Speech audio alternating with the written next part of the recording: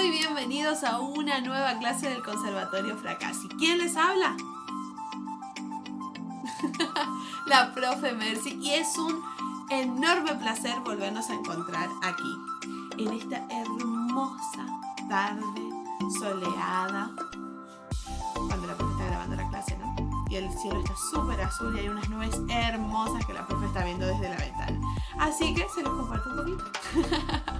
Muy bien, en esta clase del día de la fecha, muy importante, vamos a continuar con nuestro tema número 2 del cuadernillo, ¿sí? De actividades. En ese cuadernillo tenemos como actividad número 2, que va a aparecer aquí. Muy bien, dice luz y sombra. Muy bien, cuando hablamos de luz y sombra, estamos haciendo referencia a cómo la luz impacta en un objeto, como el que tenemos de ejemplo en nuestro cuadernillo, que es un enorme florero o vajilla, como ustedes quieran poner. Y tenemos que cuando la luz impacta en una dirección, ese objeto siempre va a generar una sombra del lado opuesto, ¿sí?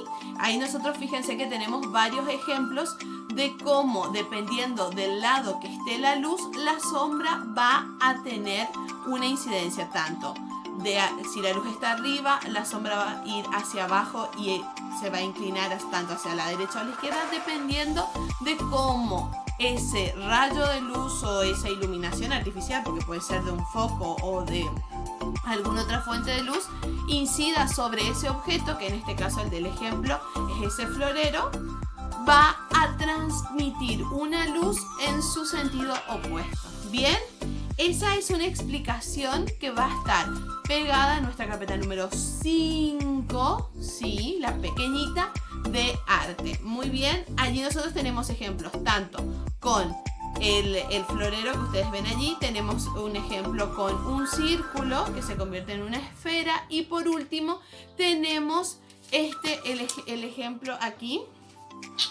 Ahí va, mejor va a salir con el dibujo.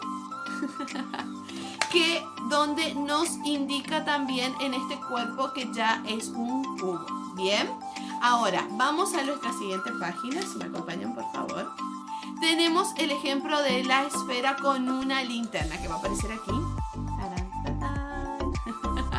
Muy bien, en este ejemplo nosotros vamos a reproducir lo que está en el círculo inferior a el superior.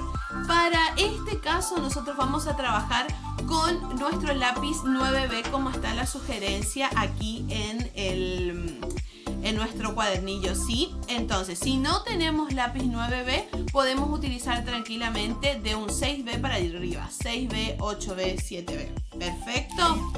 Muy bien, no es necesario trabajar completamente con un solo lápiz. Podemos utilizar los otros lápices H si queremos comprobar, pero para este ejemplo vamos a usar solo un lápiz, como nos explica la teoría, ¿sí?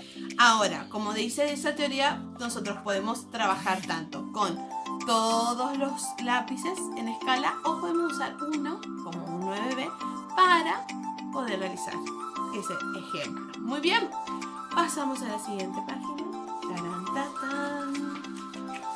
Y aquí tenemos el ejemplo de la esfera, ¿sí?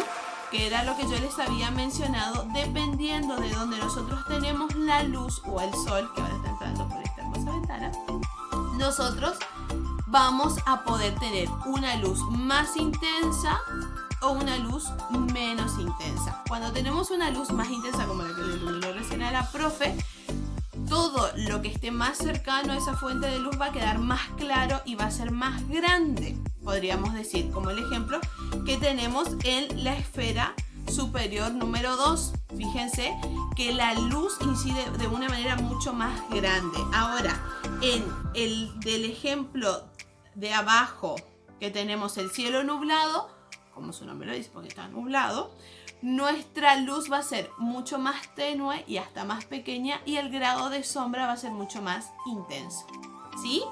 Muy bien. Debajo de ese ejemplo dice en nuestros cuadernillos practicamos. Muy bien. ¿Qué elementos vamos a utilizar para practicar en esta actividad va a ser el lápiz HB para realizar los trazos suaves, es decir, para poder hacer el diseño, y el lápiz B6 o B9 para los más intensos. Porque nosotros vamos a trabajar el tema de las sombras. Ustedes saben que cuando hacemos sombras con lápices negros, nosotros tenemos distintos grados. Entonces, este ejemplo va en el cuadernillo, ¿sí? No lo modificamos del cuadernillo. ¿Bien? ¿Por qué? Vamos a practicar en cada uno de los recuadros que tenemos al lado. Vamos a hacer una copia, ¿correcto? Muy bien. Entendido esto, pasamos a nuestra siguiente página. Para este siguiente ejercicio nosotros vamos a transportarnos a nuestra carpeta número 6 de dibujo, ¿sí? Seguimos trabajando con la carpeta número 6 de dibujo. Fíjense que ustedes en sus cuadernillos de apunte tienen el diseño de cómo nos tiene que quedar la carpeta, de cómo la vamos a dividir, ¿sí? Para que nos puedan entrar todos estos modelos que figuran aquí, dentro de la carpeta y nos queden ordenados.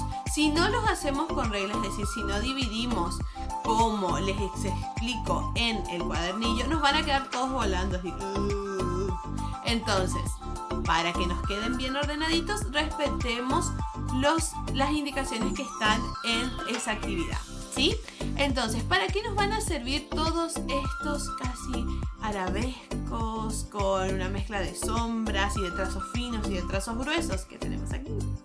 Justamente para que nosotros podamos ir manejando el tema de las sombras y de las texturas en nuestros dibujos. Por eso es muy importante que nos concentremos en esta actividad y podamos reproducir lo mejor posible en nuestras carpetas. Recuerden que deben tomarse el tiempo con tranquilidad y sin desesperarse, y tampoco sin hacer a las apuradas, para que nos pueda salir lo más prolijo y correcto posible. Recordemos que esta actividad debe estar realizada primero con el lápiz HB, siempre. Si necesitamos usar el borrador, la goma, lo hacemos. Si tenemos que volver a intentar, lo volvemos a intentar. Y una vez que está todo el trabajo hecho en la carpeta, recién vamos a pasar con los lápices B, que pueden ser del 6 al 9, dependiendo del que tengan, para remarcar por encima de nuestro trazo HB sobre cada una de estas texturas con sombras que vamos a tener en nuestra carpeta. Así que nuestra clase de hoy finaliza aquí con ese trabajo. Bien, vamos a hacerlo lo mejor posible, ya que las siguientes clases comenzaremos a dibujar. Así que manos a la obra y un besote.